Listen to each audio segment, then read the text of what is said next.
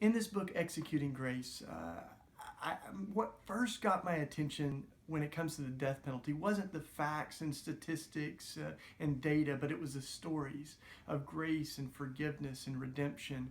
But the more I looked at the facts, the more troubled I became because I saw how dysfunctional the death penalty is in America. As my friend Brian Stevenson says, you are better off being rich and guilty than poor and innocent. And when it comes to the death penalty, we're not executing the worst of the worst. A lot of times we're executing the poorest of the poor. And sometimes we're executing people of color that have been found guilty by all white juries. When it comes to the death penalty, we can't ignore the racial history of our country.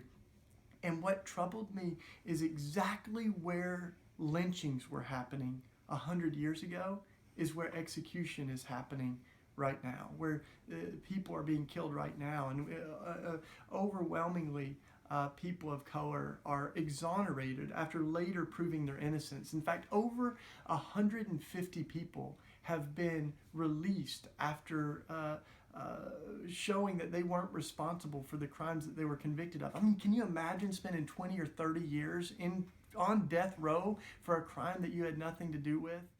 Every 10 people that we've executed, one has been set free. Imagine that for every 10 airplanes that took off, one crashed. I mean, these things are stunning to us, and every one of those is a person, a family that's continued to be traumatized by this crime, and it's another person that's still not been convicted of a crime after someone's exonerated. So I look at all of that, and I'm excited, though, because I think death is on its way out when it comes to the death penalty. That we see from the Pope Francis to evangelical pastors are now saying we can do better than the death penalty. There are better forms of justice.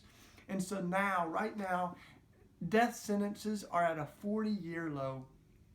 Executions are at a 20-year low. And even though we have 31 states that still have the death penalty, there's only a handful of them that are still executing people. Last year, 93% of executions happened in like 4 states, and half of the executions happened in Texas. So we can do this, but it's going to take all of us exposing the injustice of what we see and proclaiming that there are better forms of justice possible than capital punishment.